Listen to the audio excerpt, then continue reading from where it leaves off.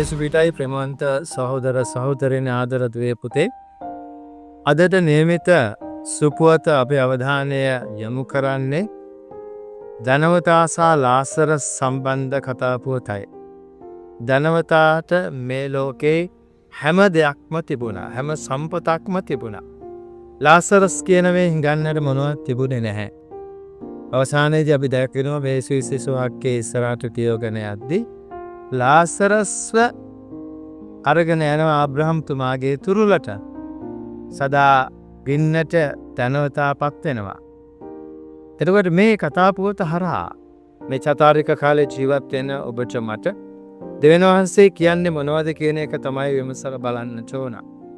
ප්‍රේමද සහෝදර සහෝදරයන් ආදරේ පුතේ ඔබට මට මේ ලෝකේ ජීවත් වෙද්දී දෙවියන් වහන්සේම දාජ කරලා තියෙන විවිධ සම්පත්, හැකියාවන්, ටැලන්ට් හැම දෙයක්ම දීලා තියෙන්නේ අපේම පාවිච්චිය සඳහා නෙමෙයි.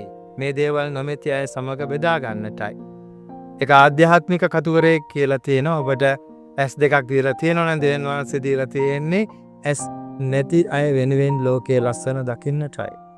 ඔබට කටහඬක් දීලා තියෙනවා නම් දෙවියන් වහන්සේ දීලා තියෙන්නේ ඒ කටහඬ පාවිච්චි කරලා ඔබගේම අයිතිවාසිකම් ලබා ගන්නට විතරක් නෙමෙයි මෙලව හඬක් නගන්නට බැරි අය වෙනුවෙන් හඬක් නගන්නටයි. ඒක නිසා අපි අවංකවම උත්සාහ කරමු දෙවියන් වහන්සේ වෙතින් ලබලා තියෙන සම්පත් අන් අය සමග බෙදා හදාගෙන ඔවුන් සමග සහයෝගයෙන් එකමුතුකමෙන් එක්සිත්ව ජීවත් වෙන්නට.